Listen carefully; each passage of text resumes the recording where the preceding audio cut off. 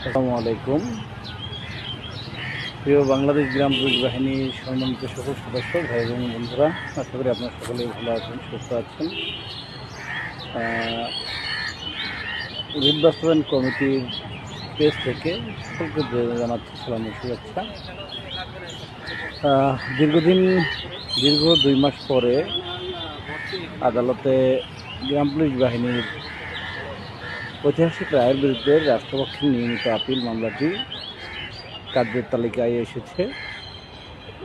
গতকাল আপনারা দেখেছেন 135 নম্বরে ছিল, আজকে মামলাটি 95 নম্বর মামলায় আইটেম হিসেবে শুনানির জন্য ছিল। তো খুব শীঘ্রই গ্রাম পুলিশ বাহিনীর স্বপ্নটি পূরণ করার জন্য আমরা আমাদের জায়গা থেকে আইনজীবীদের সাথে সর্বোপরি যোগাযোগ করছি এবং কার্যক্রম পরিচালনার চেষ্টা করছি।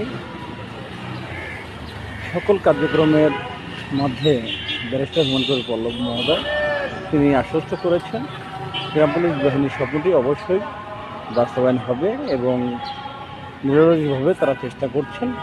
আপনারা সকলে দোয়া করবেন ব্যারিস্টার মনজুর পল্লব স্যারের জন্য, তার যেন সবসময় সুস্থ থাকে, ভালো থাকে।